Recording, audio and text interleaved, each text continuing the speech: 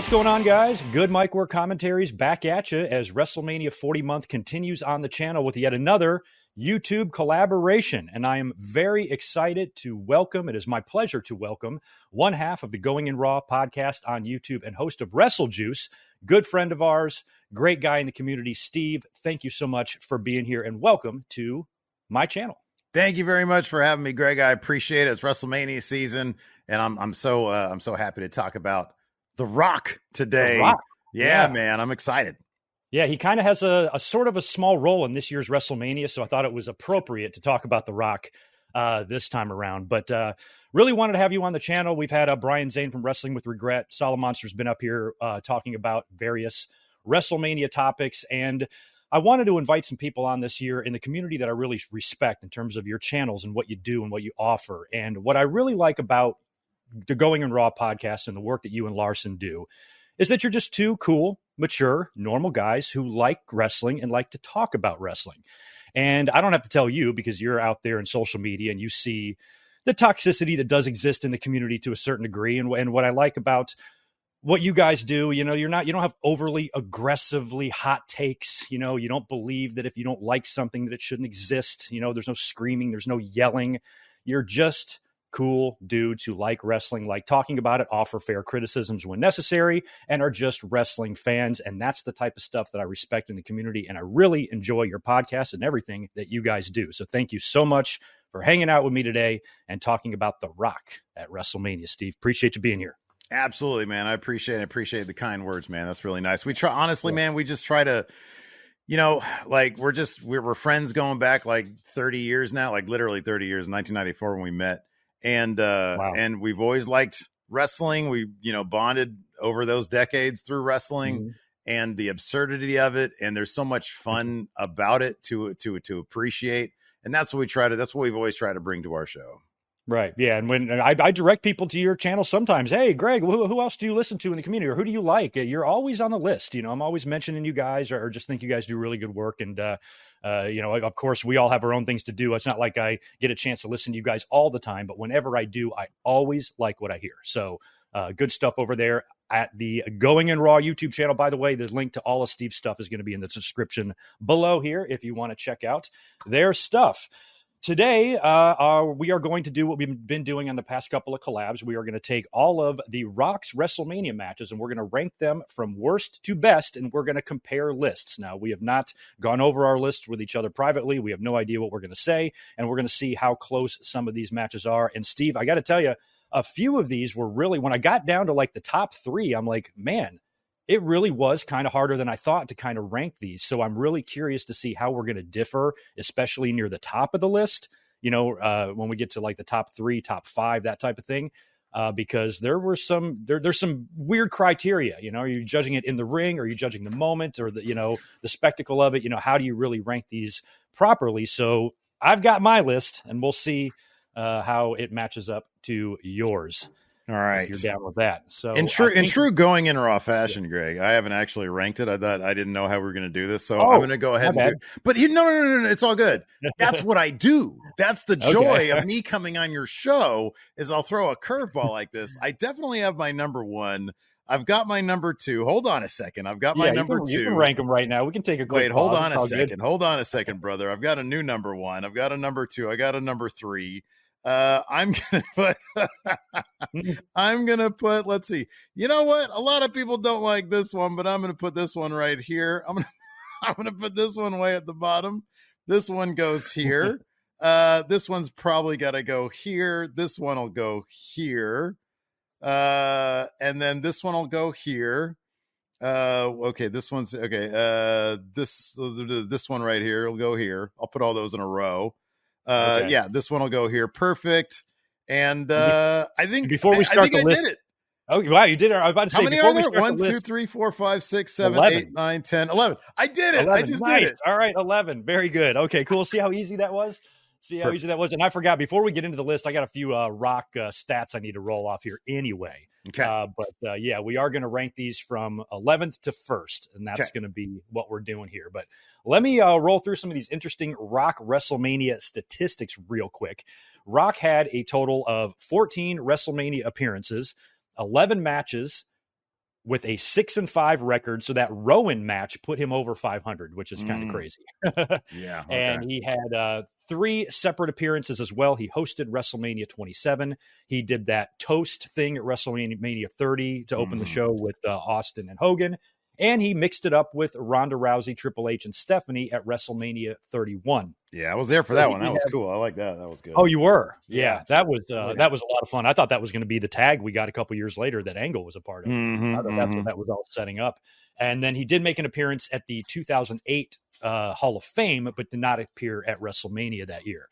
He has, like I said, he's got a 6-5 record at WrestleMania. He has never won any championship of any kind at WrestleMania. He has successfully defended the Intercontinental title twice at 13 and 14. He has lost 3 WWE championships, 15 and 17 to Austin and 29 to Cena. He only got 1 title shot at WrestleMania 2000 in that big fatal 4-way. He also lost that, and he was in 3 big marquee non-title WrestleMania matches, 18 against Hogan, 19 in Austin's retirement, and 28 against John Cena, winning all of those. He is one of only 2 men to pin Hulk Hogan at WrestleMania, and that ironically happened in the same building in the Sky Dome. And like I said, he did appear at 2008 to induct his dad and grandfather into the Hall of Fame, but did not appear at WrestleMania 24. So those are just a few random basic stats involving The Rock at WrestleMania that spanned 14 total appearances. Anything you want to add to that, Steve, off the top of your head? Or oh man, I think you just covered everything. Yeah, no, I don't know. I think this year is going to be, man. I hope this year he just doesn't like. I hope he's like ring ready, man. I don't know what he's going to be doing in that ring, but we can't have another Shane McMahon situation here where he blows out his quads. I was worried at 28 that he was maybe, not physically ready. And now we're at WrestleMania 40. So I thought, I've said the same thing on my podcast. I mentioned Shane McMahon and that something like that. All it takes is one leapfrog or something to go wrong or outside of the ring, wrong spill. Luckily it's a tag. Yeah. So it wouldn't be too catastrophic. I mean, they could still get through the match, but man, something like that happens would be horrible. So just bring in Snoop Dogg, same way they did it with Shane McMahon. Just bring in Snoop Dogg, it'll be fine. Yeah, Snoop will just get the pin there on Cody, and we'll be fine. Right. Because I've got Rock pinning Cody in that night 1 match. I think I probably do too. I think I have that too. Yeah, I think it's got to be Bloodline rules. It has to be. It's definitely going to be Bloodline rules. I'm just trying to think who's going to. If it wasn't. It'd be amazing if it was Seth taking the pin, and then he also takes a pin night too, because I think that's going to happen too. Yeah, I know, right? Jeez. I mentioned yesterday, I was like, what if the 2 of them are in the ring, Seth and Cody doing the Benoit Eddie moment at the end of WrestleMania, and then Priest comes out. Oh, I'd love that. And they're both standing there like, which one's he going after, Cody just pushes him over and runs away. That'd be great. I had that going for Seth. Seth just attacks him, runs through the crowd, saves himself. Yeah, that's good. Oh my God. Anyway, but I'm looking forward to this year's WrestleMania. Are you ready to start ranking these? I'm ready. I am definitely ready. I made a small adjustment to my impromptu list, but I'm pretty solid on this. I think I'm good with this. The impromptu, I mean, I made my list pretty quick. I did a little bit of shuffling at the top, but a lot of these are relatively easy, and I'm really curious to see what your number 11 is. I think I know what it's going to be, but I'm curious who you have or what match you have in the number 11 spot. It's gotta be 97. It's gonna be the Sultan match, man. The Sultan. All right. No reaction from the crowd. None. Rocky was just he was a nothing. He was an avatar. He was absolutely persona non grata. A. B. You got Honky Tonk Man there and Vince at like maybe the worst. That was some of the worst commentary I've heard at WrestleMania. It was horrible. It was awful. Rikishi as a character, awesome. Probably like A tier for me. Sultan, not so much. Yeah, it's on his 3rd gimmick by this point, I think. Right. Yeah. So yeah, I mean, that's just a whole lot of nothing right there. So yeah, I'd go with 97.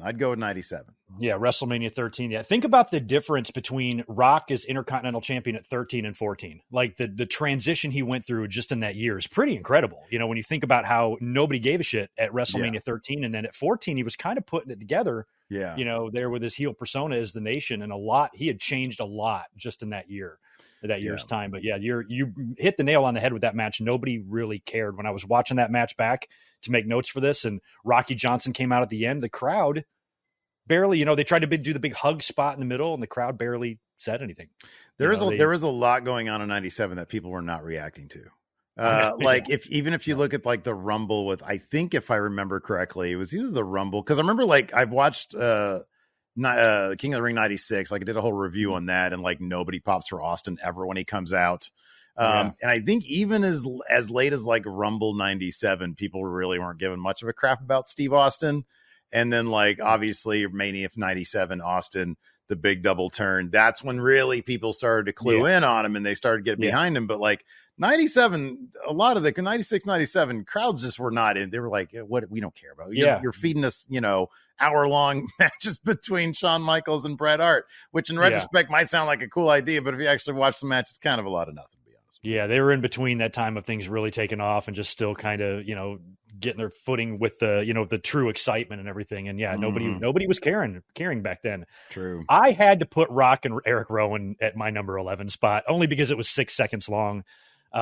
It was just really fast. I mean, it was cool to see The Rock out that year in his gear, doing the thing with John Cena, and the fact that he does now technically have a WrestleMania match in the record books is cool, but it was impromptu. I don't even think they needed to do that match. Just having Cena and Rock out there beating up the Wyatt family would have satisfied me. And they kind of just force fed us a match out of this. And like I said, it put Rock over the 500 mark, the bastard winning a match like this to get that done. And seeing Eric Rowan's name in the list of Rock opponents just looks weird. So I guess the excitement of it, the fans were totally into it and loved it. It's just I guess this particular one, I'm judging the match in the ring, and it was for 6 seconds. So I felt obligated to make it number 11 on my countdown. Yeah, that's my number 10. Okay. For everything you said, but like when I appreciate the absurdity of wrestling, and there is nothing more absurd than that moment at 32. And I would much rather, like I might have even been able to put this higher up, because the crowd reaction, Rock in his own way trying to put over Bray Wyatt, not succeeding. And then the moment with him and Cena. It was a 6 second match. They gave Mike probably a WrestleMania record, unless Sheamus has. I don't even know who has it. Maybe that was it. The absurdity of it, the entertainment value was way higher than the 97 one, in my opinion. That's true. And that to me means a lot more. But if we're simply going by when I think of a match, I think of like pretty much everything that happens that encapsulates it. And and therein probably lies the difference in criteria, because clearly like one rock bottom is not really a match. So that would technically be like at the the bottom, because 13, the WrestleMania 97, at least was a 10-minute match. So this was not a match. But like the entirety of the segment, which is probably like a half hour, was at the very least entertaining. The Rock with the flamethrower lighting his name on fire. It's the most idiocracy, absurdist thing you can get, but it's pro wrestling, and that's kind of what I'm here for. Yeah, exactly. And that exactly how you explain that is it really factors into my number 1 and 2 match, as we get down to the top of this countdown here, the same type of stuff, the entertainment value and factor of all that. So you're right with all of that. I put in my number 10. We're just swapped here in our 2 worst matches, because my number 10 is the 97 WrestleMania 13 match against the Sultan. For everything that you just said, fans did not care. Rocky Maivia just won the IC title, and he's coming out there in his babyface theme. You did have Sheik and Backlund backing up the Sultan. And then Rocky just wins with a schoolboy, I think, and rolls up Sultan to get the win. So it wasn't even like a definitive victory, and they only did that so he could be attacked by Backlund and Sheik, so Rocky Johnson could make the save. It was cool to see The Rock and Rocky Johnson body slam. That is true. That is true. Even in 97, I was worried that that's something bum Sheik could take, but he took 2 of them there. Sheik even put the camel clutch on Rock, I think, prior to that. So it was a fun little brawl there, but the fans did not care, specifically because it was 1997. But when you did the big father-son spot, they chase off the heels and they do the big hug in the middle. That did not, I think they thought it was going to get Savage and Elizabeth level pop, and it was like nothing. It was like an indie show. So I ended up putting that match at my number 10. There you go. I'm curious who you got at number 9. I got WrestleMania 29. Oh, I got we're the the same. second in a lifetime. Yeah. Number one, I don't like that they brought in Rock just to take that title off CM Punk, just to put it back on John Cena. I understand the stakes. I understand the whys. But, year one, which is like, it's higher up my list, was a good match. This was not a very good match. Overly long. It was bloated. It was kind of boring. And then just, it's a foregone conclusion. The For a predictability of it. fact, John Cena is going to win that title. And then they end up being 1-1. So it wasn't really a passing of the torch. Nope. So yeah, it's just not a terribly good match. At that point, I didn't need The Rock in my life, in my wrestling life. To be honest with you, everything of The Rock after 2003 up until we got 1998 Rock just a couple of weeks ago, I could have done without The Rock in pretty much everything wrestling because I just found him to be boring. And WrestleMania 29, I understand why you do it. I get it, but it wasn't my thing. Didn't work for me. Yeah, we are the same. My number 9 is also that same match. And, not only was it just a rematch of WrestleMania 28, but this started a year before that at 27 when The Rock came back to host and he was cutting those promos and stuff. So you're right. We had a lot of The Rock there. By the time we got to 29, we had 2 years now of The Rock being back with his Rock promos, and his kind of, boring presentation that just gets a little old once you see it a few times.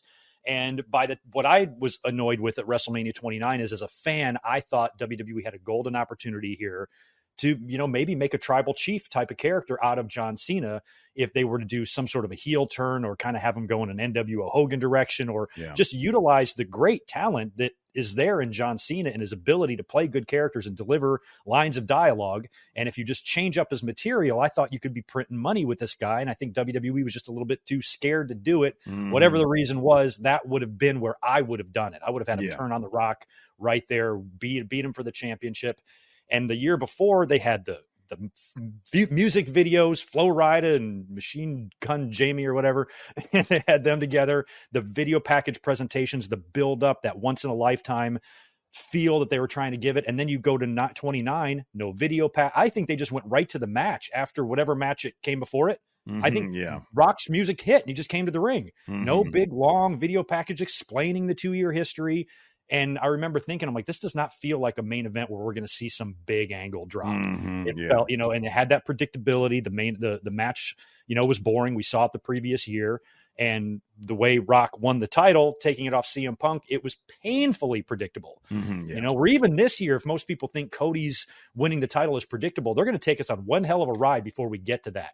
And WrestleMania 29 did not give us that ride. It was too simple, too predictable, and I hated that main event very much. Also my number 1 spot. So or my number 9 spot, excuse me. So we agree there. Who you got at number 8? Man, I just watched this match before we went live, and honestly, this could tumble all the way to the bottom. And it's WrestleMania 14, 1998 against Ken Shamrock. Shamrock just he just sort of the funny thing about this is seeing where Rock is here and where Shamrock is here, and watching where Rock is even 6 months later and where Shamrock is 6 months later, and how they had a license to print money with Shamrock, and I still don't know what happened there. And he is dead in the water by the time he's Intercontinental Champion with the corporation. No, wait, no, I'm sorry. Was he Intercontinental? I forget what it was. I think he was. Late 98 when Triple H, I think, got injured. Yeah. And then they did a tournament. Did he win that? They were on the road to, that sounds right. And they were on the road to Survivor Series, the Deadly Game. Yeah. And Rock is just, talk about reactions. He's getting them. Yeah. And then they do the big turn at Survivor Series. Well, coming into 14, the crowd is still kind of like, die, Rocky, die. We're not huge into you. But you could see there's some signs in the crowd that get it. Yeah. Because at that point, when as soon as when he was in the Nation, I was like, oh, I kind of get this. I'm down with this. I like this. And especially at that point, they had already been doing some stuff with him and Farouk as we Yeah. see at the end of this match. Yeah. Shamrock, on the other hand, he was getting reactions. Like this Yeah. dude was getting reactions. Basically wrecks The Rock, and then makes him tap out. And it's the stupidest thing in the world because it's like, Yeah. at what point does the window of a disqualification close? Right. And like and they reverse the match. Like he goes off because like the nation shows up, and then like he does this shit to a bunch of referees and stuff, and they're like, Yeah. oh no, we're gonna. So yeah, I don't know. I thought that was kind of lame. It was. So yeah, that Shamrock, that one, that's my next one. I thought the referee's decision was final, in Mhm. those matches too. They've always tried to, tell you that story, and reversing it the way they did was just odd. And this was basically kind of the same thing that happened to them at the Royal Rumble a couple months before, where Shamrock beat him, but then the decision was reversed or whatever, and he got disqualified. So it was twice in a row here. Yeah. It was just their way of, keeping Shamrock strong, but not wanting to take the belt off The Rock, I guess. Yeah. But yeah, the reversal of the decision and the decision to reverse it, considering it was the nation that jumped Shamrock, and he just kind of flipped and kicked all their asses, including a couple referees. It was just a weird kind of decision to make. It didn't make much sense, but Rock was definitely turning the corner around this time, and this was the final night of that classic IC title. Yeah. Okay. Changed over the next night. On Raw. Okay, that makes sense. I'll be honest with you, I didn't like what they changed it to. I know a lot of people love the Attitude Era IC title. I'm not a fan. No, I'm not either. The classic IC hangs behind me here. I love it. It's one of that and the Winged Eagle are my two favorite titles. Yeah, when they changed that over, it just didn't look as good as the old one. Another funny thing about this 14 match is Larson and I were doing like a guess the Dave Meltzer star rating video for Friendo Club. And so I did this match. I put this match on my card for him to try to guess what the star rating was. Wasn't very good. But afterwards, Dave Meltzer in his write-up says, they should consider bringing Shamrock into DX because HBK is going to be out, and he's the only big money guy they could get for Austin. And I was like, I'm sorry, wait, Shamrock in DX? Like I get like Shamrock and Green, I get that, but like that's I could not see Ken Shamrock crotch shopping. That would never ever happen. He would not understand their humor. But I do think that they left a lot on the table with Ken Shamrock. Yeah, they definitely do. They definitely did, and I think he should have been IC champ around this time. It wouldn't have tripped up the Rock's rise to prominence if he would have lost here or even at the Rumble to him. He still would have. He was too good not to succeed. Yeah. My number 8 match is actually WrestleMania 20, Rock and Sock Connection against Evolution. There's a lot of cool things about this match, like the fact that The Rock is in the ring with Ric Flair and Randy Orton. That's another dream match, and kind of Batista when you consider the two Hollywood guys. So that visual's very cool. Yeah. But it felt like The Rock was kind of going through the motions. He was checked out. This was going to be his last match for 8 years. And even when he was back, it's kind of weird seeing him with the hair and the goatee. He came out to his WWF The Music Volume 4 music for this instead of like the 2002 version that he probably should have used. And there was a cool backstage promo where he points out Snuka and Morocco and his cousin Rosie and Hurricane. And that was all fun. And like I said, the match, just the visual of him in there with Flair and stuff was also fun. But as a Rock fan, I could feel like this was probably going to be it for him. He was just coming in to do this match. Didn't feel like he was going to be sticking around. And I had already kind of made peace with him out of our lives, so to speak. So this was probably just a novelty for WrestleMania 20. Let's put The Rock and Sock back together for the fans. But I feel like it wasn't The Rock that I knew or remembered, or The Rock and Sock that I knew and remembered, because both guys had pretty much left the business and then come back in. So I just feel like because of that, it's not really high on my list. It's not really memorable. Plus, they took a loss.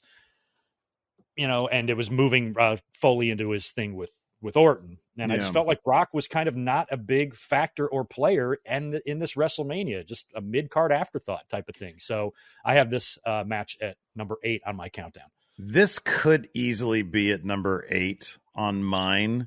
It could be interchanged with what my actual what my actual number 8 is, but I'll talk about it really quick. I hate this version of The Rock. He's weird. He's like he talks like he's coked out. That backstage segment that you mentioned it's fun, like in theory, like the Hurricane and what's his face, Roman's brother, Rosie, Rosie, yeah. hides the burger. That's funny. But it made me anxious because he's so jittery. And it's crazy because I know much later on in this, we're both going to talk about 19, which was like Austin's big last match.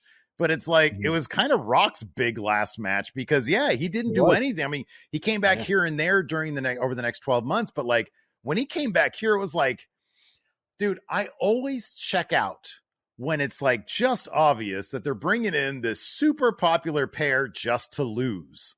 Like there, to me, even watching back then, this was a foregone conclusion. And I think I remember thinking, Orton's going to hit an RKO on Foley. Like, that's just how this is going to be because it's clear they're trying to build him up and Batista's going to wait a little bit and then they're going to make him a huge deal. And that's exactly what happened.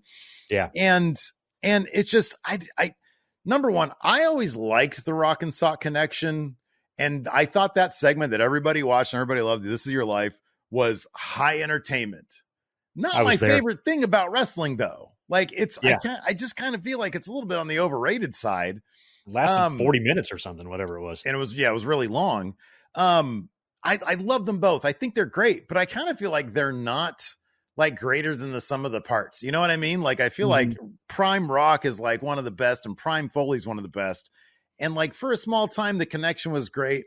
I didn't need to see the reunion. I don't know why. And especially this version of the Rock, who's just jittery and he's got the weird goatee on and he kind of doesn't look like himself. No, dude, I just wasn't into this at all.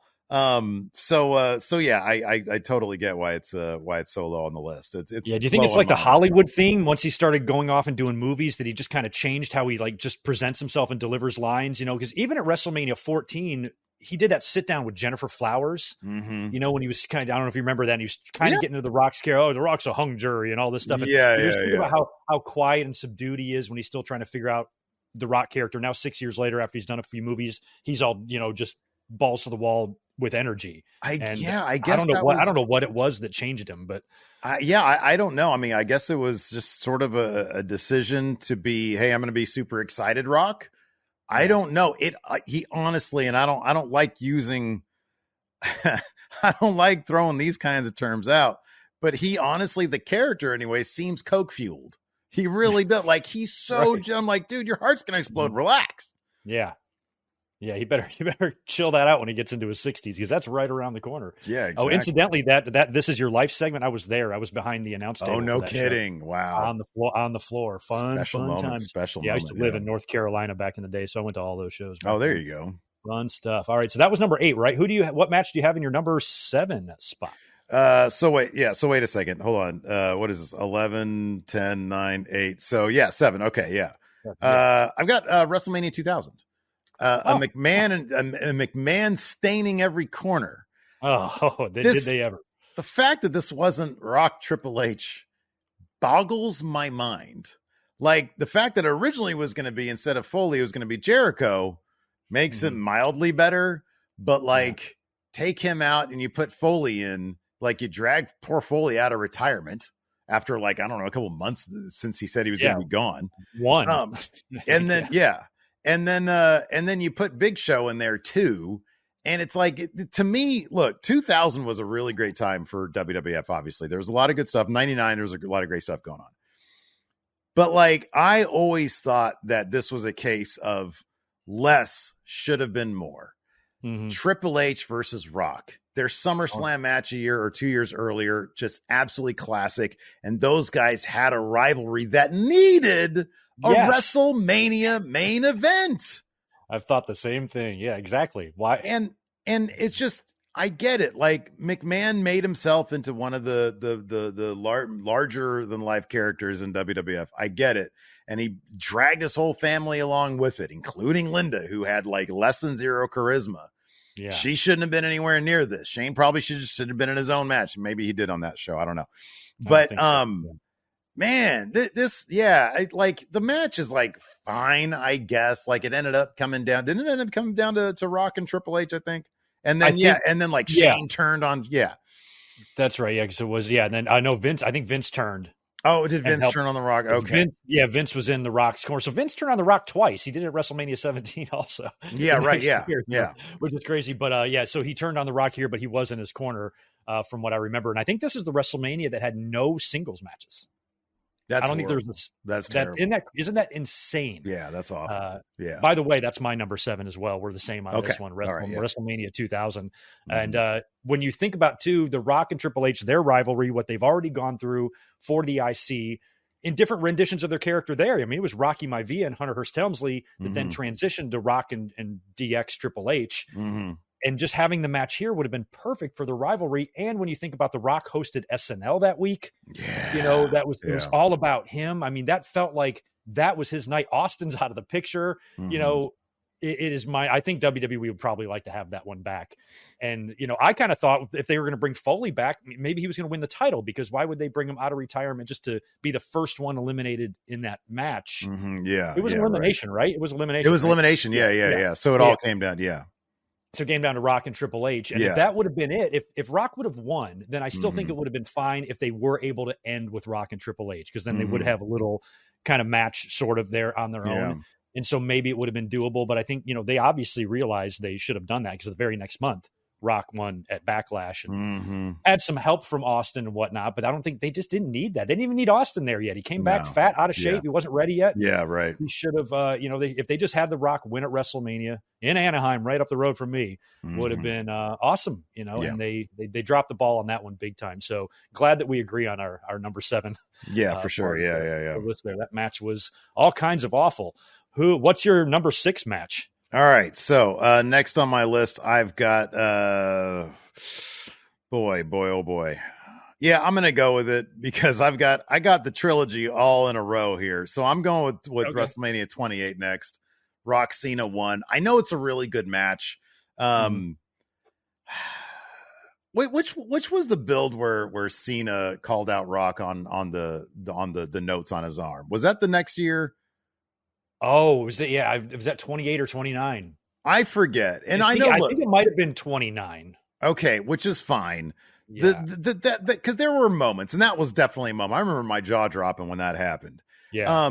This was a good match, and the image of Cena at the end, sitting there on the ramp, was a really powerful one. Yeah. And on top of that, it was just a good match. They built it up really, really well. You know, I thought that The Rock going to the low hanging fruit of like the Fruity Pebbles and that kind of stuff, I thought that was kind of lame in the build. But the match was really good. It was, you know, once in a lifetime, which ended up not being once in a lifetime. But and I like that they did the turn of, you know, Rock, the twist of Rock winning, and Cena had to, like, you know, do some soul searching, and then he does the Lesnar stuff. So yeah, 28's next on my list, just because I'm a fan of the Austin trilogy. Yeah, I do. Yeah.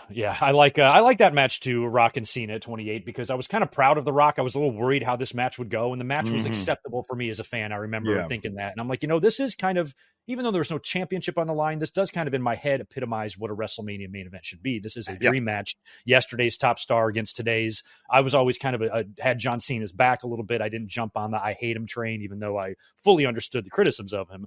I wasn't like full blown red faced hating the guy ever, and appreciated what he did bring to the table, the good that he did have. And then having The Rock come in, this is a natural dream match between these two guys. And I like the way it was put together and the way it was built up. And I thought that match was way better than the one at 29. It's a little higher on my list though, Steve. My number 6 is the Rock and Shamrock match from WrestleMania 14 that we talked about earlier. Not my favorite one, but I ranked this one a little bit higher because of, I guess, how well The Rock, you know, played the role of the winner at the end by getting his ass kicked. He's bleeding from the mouth. Shamrock tips over the stretcher, beats him up on the DX band stage, you know, and that's your winner, you know, and the Rock's even like holding the belt up. He's holding the belt up as they're wheeling him away, like stuff like that, like good heel stuff from The Rock.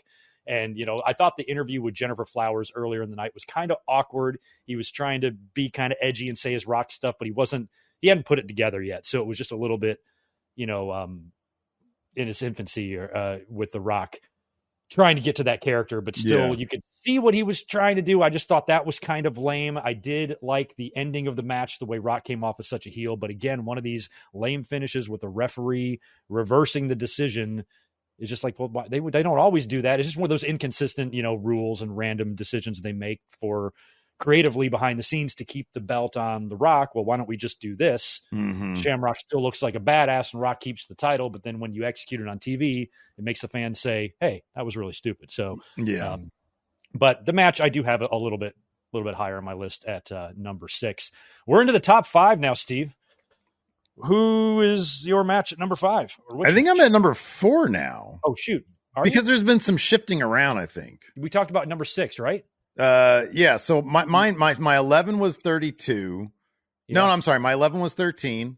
My 10 was my 10 was 32. My 9 was 29. My 8 was 14. My 7 was 16. Oh, it was WrestleMania 2000. My 7 was 20. No, your 6. My 6 was 28. Oh, your 6 was 28, and then I did my 6 at 14. Okay. So now we're at number 5, I think. What have I missed? 1, 2, 3, 4, 5, 6, 7, 8, 9, 10, 11. That's weird. I don't know. The next one on my list is 15.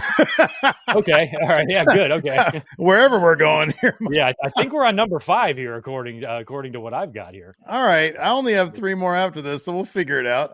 Okay. Yeah, my next one is WrestleMania 15. Okay. It is Rock Austin. It's the one. Look, they did this, and I liked it. The other 2 are better, and so this one's on the list right here. It is Rock being as hot as he ever was, coming off of Survivor Series, and Austin coming out, hot. I think it was because like McMahon had won, they like screwed Austin out of the Rumble. And then Rock ended up with the spot, and then Austin got the spot back rather, and he comes into this hot, wins the title, and good stuff. WrestleMania 15. Yeah, we've had a lot of the same ones. This is also in my same spot on the countdown. WrestleMania 15. I was at this one, Steve, in Philly. Made the drive up. Had terrible seats, way up at the top. But it was a fun match and a fun pay-per-view to attend, even though the pay-per-view itself isn't really regarded as one of the best WrestleManias. This was the first Rock and Austin match of the 3, and I think this definitely is the worst. Rock is coming off that, heel run. He's about to be babyface again, because I remember being at the show up in the top upper deck, and they didn't have a big Tron up or anything for this pay-per-view. All they had was, that thing that hangs in the middle of basketball games, the big scoreboard up there with the screen on it. Yeah, right, yeah. And so Rock is cutting like a backstage promo, and they're showing it up there. And everybody in my section is cheering him and laughing when he's doing that little face moving thing that he does in his promos in like 99. And so you could see he was already over. And I think it just took the next month and he was babyface. So they teased him with the babyface in 98 prior to the Survivor Series swerve. And then they went back to it here in 99. I feel like he was already getting there by the time we went into this WrestleMania match, right off of his feud with Mick Foley, trading the title with him a couple of times. That was when Rock had that surgery and he was wearing that jumpsuit. And this is the first match back. This is the first match that he was shirtless in a while here at WrestleMania 15. And then Austin came out with his shirt on because he forgot his vest or something. Left it in his kitchen table or something. And he was pissed about that. And so I feel like Austin was, he was in a good place in his life. I think he was going through a divorce, but this was still supposed to be his big night. So, that felt like that took away from it a little bit, but tying it in with McMahon being out there, I did not like the referee thing that they did. I don't think that was even necessary with Foley and Big Show and that nonsense. Foley was the one that counted the 3, but I would have been fine with just Earl doing it or a normal referee, and then Austin just, being able to fend off McMahon. And the ending celebration where he's standing on McMahon celebrating the title, that was a good, full circle moment based on the year they just had. Yeah. But, the match doesn't really stick out as one of Rock's all-time favorites. So if our countdown is correct with the number 5 spot, we are the same on that match. Okay. So listen, I numbered my list. Okay. I numbered it. At 11, I have 32. Yep. At 10, I've got 13. Okay. At 9, I have 29. Okay. At 8, I have 14. Okay. At 7, I've got 16, which is WrestleMania 2000. Yeah. 6, I've got 20. 20. 5, I've got 28. We haven't. Oh, shit. Oh, yeah. Damn. 5, you've got 28. Yeah. What was your number 6? I didn't talk about 20. You talked about 20. That's right. That's where we differed because your 20 was further down. And I talked about it at the time. So that's what happened there. I skipped that one because you had it much lower. Oh, okay. That's what happened. So at 6, I had 20. 6, you had 20. Okay. Yeah. 6, you had 20. Okay, gotcha. And then Rock and Austin, we both had at number 5. No, 5. I've got WrestleMania 28. Cena Rock. That's 1. right. Okay, gotcha. All right, and then where did you put Rock and Austin at 15? You put them at 4. That's a 4. Yeah. Okay, gotcha. But okay, what's your 4? Right. Now it's your time to do 4. Yeah, so that's mine. Okay, now we're caught back up. See, this is I'm not even going to edit any of this. I'm going to leave all this in. It's going to be great. This is the Going in Raw experience, Greg. Yeah, exactly. Yeah, I'm going to leave all this in. The fans can just get a kick out of this. So my number 4. So we're number 4 now. You just did your number 4. My 4 is Rock and Cena WrestleMania 28. Okay. That's my number 4. You talked about how you did like that match. Yeah. I liked it because of everything that surrounded it. They really built it up like a dream match. The music treatments, all the time they gave them with the video packages and the concert. I mean, each guy in their entrance had a concert, didn't they? Didn't they? They each played the song, and then you got the regular theme, and they made their entrance. So the start of that match took 40 minutes just to get them in the ring and get going and stuff. So it really was a spectacle. I appreciated the spectacle. Of course, Rock was in, friendly territory there in Miami. So when he got that win, and it was almost a botch on the Rock bottom, if I remember right, he kind of came down a little funky on it. Yeah. But the crowd, just the crowd reaction when it was over, the shot of Cena on the ramp, like you said, all told a really good story, and I liked it. And I was proud of both guys for kind of pulling it off and doing it in a respectable way and making it not a complete flop of a WrestleMania main event. So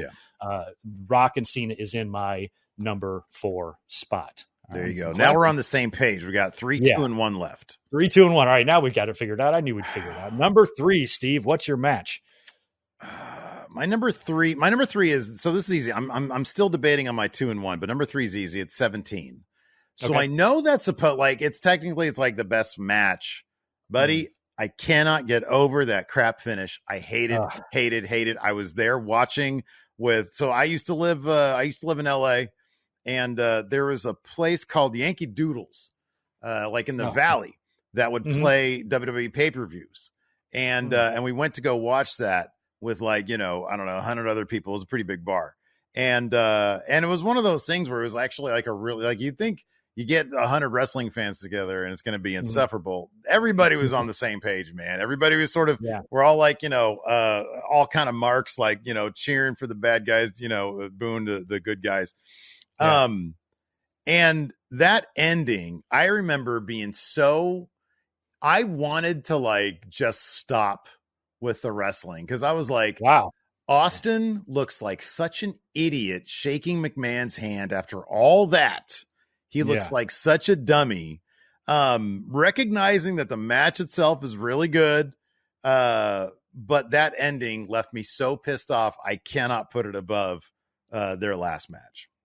I have a feeling our top 3 might be the same. I have that match in the number 3 spot as well. Yeah. Because, and a lot of the same reasons. And 2, before that match, just randomly, they didn't say shit about this all pay-per-view, but then Howard Finkel is like, it's no disqualification now. And the announcer, and then Jim Ross is like, when did they make that thing? So they kind of started throwing this angle at you kind of last minute. And they picked a really weird city to do an Austin heel turn in because the crowd just thought McMahon turned babyface. I mean, they were just cheering Austin so loud. I don't even think the crowd even, number one, knew, or if they did, they didn't care. It was going to be, Austin winning the championship, and he's just come off his year out with his neck injury, and he's, in Texas. And why isn't he going to be cheered, like crazy, especially in a stadium show? So when they try to pull off an angle like this, all the history between Vince and Austin, and all of a sudden Austin feels like he needs Vince to help him win all of a sudden, and in this city of all places, on this stage of all places. And I think a lot of people look back at it as a massive fumble and a main event of what is number 1 on a lot of people's lists of best WrestleManias of all time. Because it was a big match. I did like the Houston, we have a problem kind of thing. I'm like, oh my God, Rock and Austin again. And they're a lot different than they were at WrestleMania 15. This could actually be really great. And I think it could have been without that really stupid finish and having Vince come down and join Austin and shake hands, especially when that wouldn't last, nothing, Yeah, nothing right. ever, Yeah. nothing ever lasts, and it just, no matter how many times Vince has tried to turn heel or babyface or link up with anybody, it's a falling out. It leads to a match or whatever. So it was just, I'm trying to remember my exact reaction of it, because I was at home watching with friends on pay-per-view that night, and I was happy Austin won because I think I was rooting for him going into it. But seeing that handshake, I'm like, oh, this is Austin's a heel now. Is that what they're going to do? And it felt so out of character. And honestly, it was like one of the first times, because this was 17 would have been what, 2000, and this would have been 2000. Yeah, you're right. Yeah. Cause okay. This has been 2001. Yeah. So look, I had already, sat through a lot of Vince Russo's WCW, right? Like, there was some really, really bad stuff. This was, I think, the first time in the WWF, because I was only watching. I didn't watch as a kid, dude. I started watching at WrestleMania 14 was the first WWF thing that I really watched, because I was a WCW guy before that. But then, they brought in Tyson, and me and my friends, we were all WCW guys. But when they brought Tyson in for this, I was like, well, okay, what is this? We'll check it out. And I was like, oh, this Austin dude, this is pretty cool. And all this stuff's going on. And then, and so from then until 17, there was never really a moment in WWF where I was like, this seems like desperation. This now has taken me out of the story and into what is going on back there, because this seems stupid. Yeah. And that's how I felt then. It's how I feel now. It's completely tainted this match for me. Yeah, and I don't feel like Austin had really lost momentum at that time. Like, a lot of times you'll make a big decision like this if, he's losing steam, or, he's getting a little stale. We need to freshen him up. Austin it was never, those pops and ovations are never going to stop for him. So I could see them maybe trying this maybe another time, maybe even the next year when Austin started getting ornery, like when the NWO came in, and, maybe that could have been a good time to maybe try something like that. But here it felt kind of too early. I was still kind of happy to still have him back. He'd only been back for a few months from his injury and stuff. So going in this direction was just strange. And then, of course, when WCW was bought out and they did the alliance, if you want to keep him a heel, you have no choice but to kind of have him join the alliance. And that otherwise it's not going to work, because WWE guys were baby faces and alliance guys were heels. So that whole thing, they kind of briefly turned him back babyface before they moved him into a heel again at Invasion. And it was, even though the business was hot, their creative was kind of all over the place, and I was not a fan of that. So we are in agreement for the number 3 spot. Top 2, Steve. Top 2. Who's number 2 for you? So, like, throughout this entire show, I've had this flopped. I had all the Austin matches in a row. I'm actually going to flip that, though. My number 2 is Hogan Rock. Okay. My 2 is Hogan Rock, because I look at, honestly, like, between 2 and between WrestleMania 18 and WrestleMania 19, I try to think about what do I really appreciate about pro wrestling. And Rock Hogan, I felt like, again, it was the next year I was at that same bar where everybody was watching together. And, as The Rock likes to do, it was goosebumps. It was like people in that place. We were all sitting there in this collective experience of like, oh my God, this is so cool.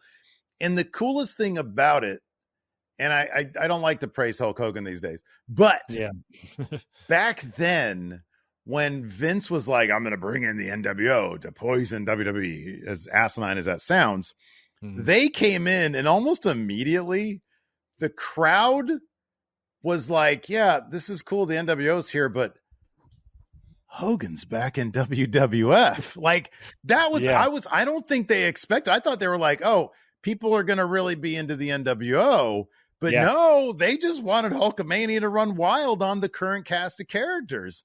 And I was like, that is such a fascinating like turn that I just didn't see coming, but was really kind of neat and made so much sense.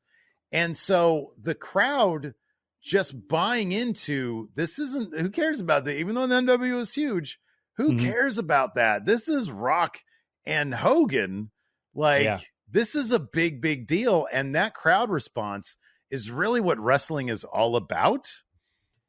It's just give me the drama between Rock and Austin and that history there, and that's why it's on my number one. But WrestleMania 18 is probably like the biggest moment that I could think of in pro wrestling that I was watching. I wasn't there live, but I was watching it live.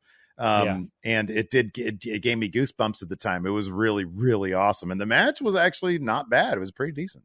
Yeah, I know. I mean, they got Hogan and Warrior was the same way. They I don't know what it is about that Sky Dome. Yeah. You know, on paper it shouldn't be very good, but they accentuated their positives kind of thing. And they took the fans where, they didn't have to do much to get the fans react. Hogan and Warrior did tests of strengths for the first 10 minutes. Yeah. And the fans were eating it up. So just, Hogan doing his posing and all that is, was really quite the moment there, and Hogan being back in WWE. And I was the same as you. I was flopping my 2 and 1. I do have my number 2 is Austin Rock WrestleMania 19, only because I'm really going to agree with your with you having this number 1. I think my thing is that I don't think I understood what was going on until in hindsight. I didn't know watching that night that was Austin's last match. I didn't know that was going to be it. It was just like another Rock and Austin match, and I guess I should have understood that it was going to be the last time they're going to face each other at WrestleMania, this being the 3rd time. And it was cool to see them both in such a different place in their career. And you did feel like this was going to be the Rock's win. And I think in the ring, the match was probably better than what Rock and Hogan did too. But I felt like going into it, I guess if they would have billed this as Austin's retirement match, when it was a moment, I might have loved it even more, because that really great spot at the end of it when Rock beats him and puts Austin down and he kind of talks to him. Yeah. Like, oh my God.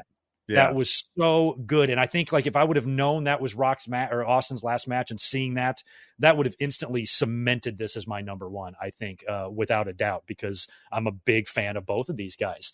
But I just wasn't sure, I was like, I wasn't sure where to put it. So I put it at my number 2, which means we know that it's going to be your number 1. Dude, it's funny going back to what you said, that moment where they're sitting there talking to each other. There is nothing quite like watching wrestling, having lived through wrestling live back then. Cause I was in college at the time, and, by that time, by 2003, I was out of college by like 3 years.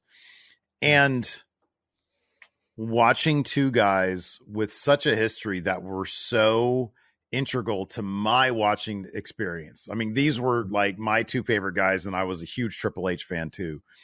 Yeah. But like Austin's promos got me into WWF, and then The Rock, we all loved The Rock. And so to watch, and the funny thing is, this didn't even main event the show. And right, yeah. And the fact that, and I honestly, it's funny because I don't remember. I think when Rock was talking to Austin at the end, I think I might have clued in at that moment that this is probably going to be Austin's last thing. It's funny going back to like the newsletter, because again, this is one of those matches where we've talked about on the show, and I referenced Meltzer's newsletter. It seemed more like the general vibe for Meltzer, anyways, is that this was supposed to be Rock's last hurrah. Yeah.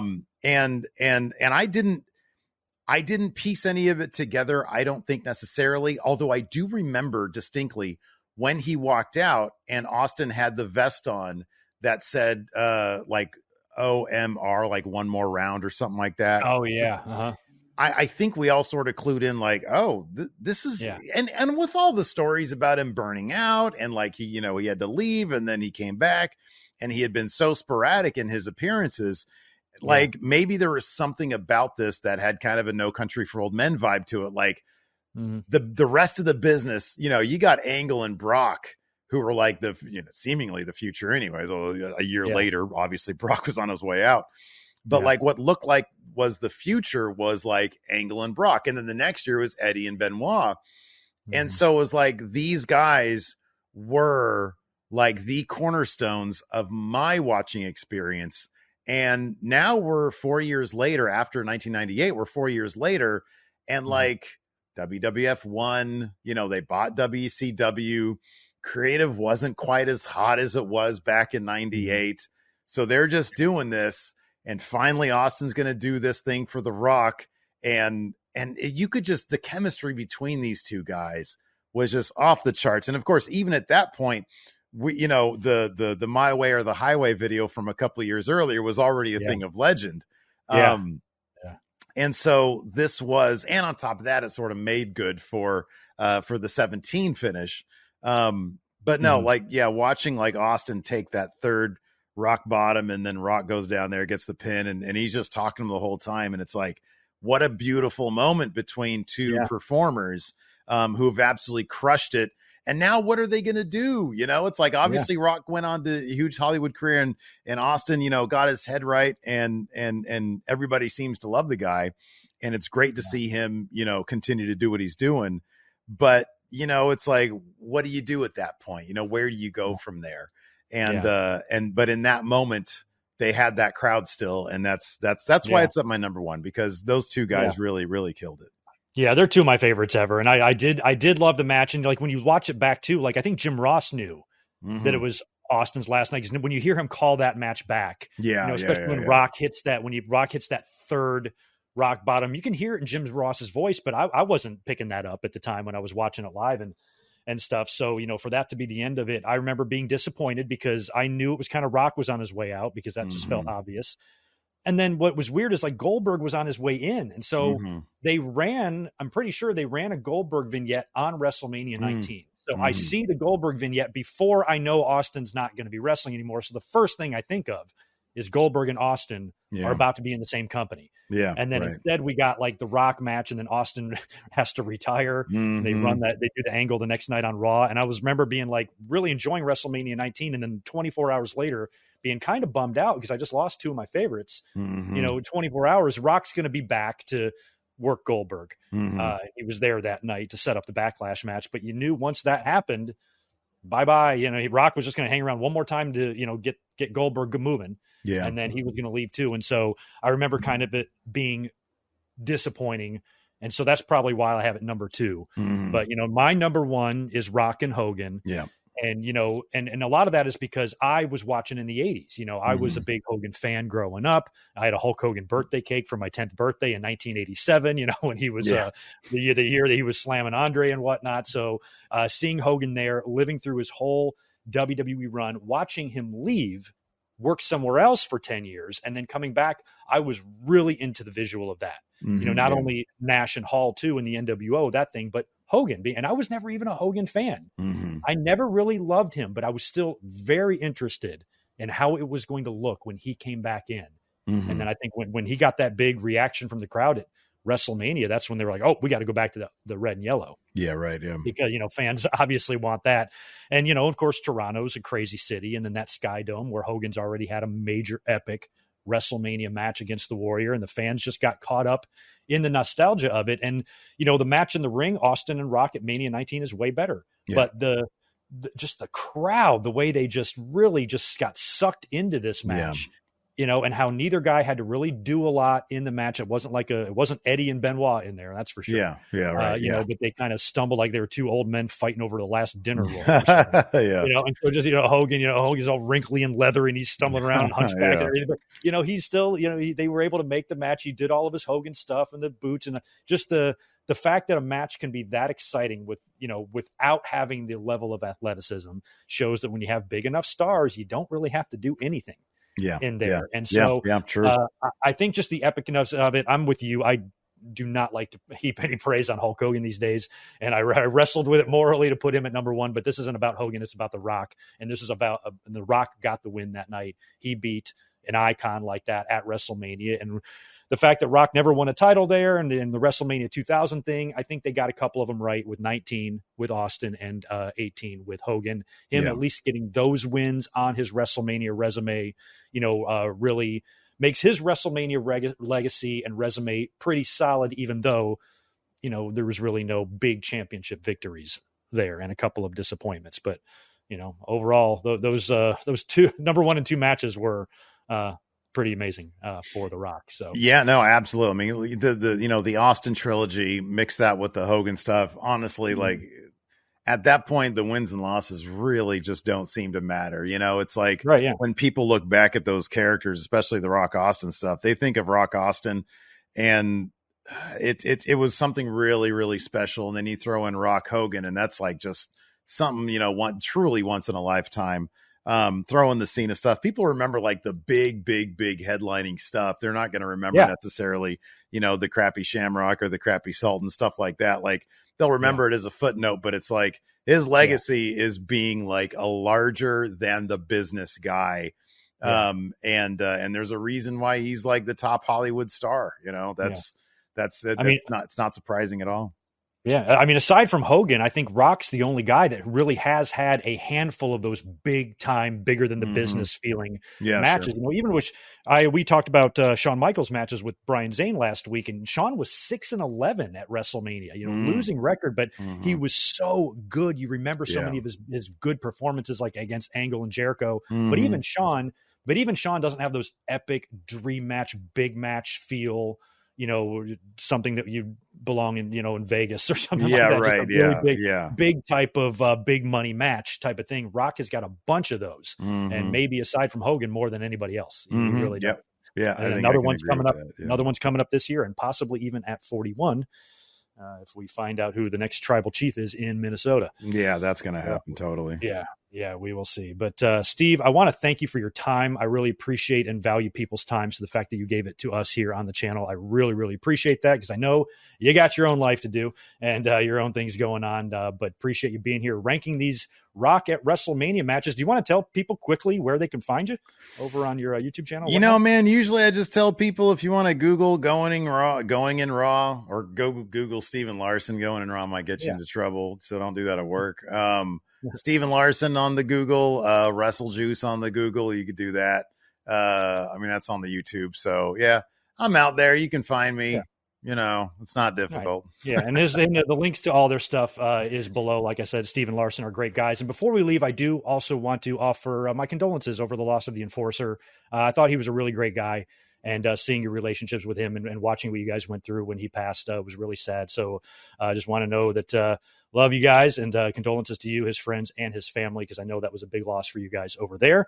And even though I didn't know him personally, he seemed like a gem of a human being, and I think we lost a good guy there. So wanted to at least mention that as well. I appreciate that. Yeah, he was absolutely the tops, and we miss him every day at over here in this family for sure. Thank you. Right on. All right, Steve. Well, appreciate you being here. Happy WrestleMania season to you. Hopefully, maybe we can do another one of these one day. And anytime, man. Just let me know. Absolutely. Yeah. Thanks again for being here. And thank you all for watching. Let us know what you thought about this collab in the comments below, and we will talk to you real soon. Peace.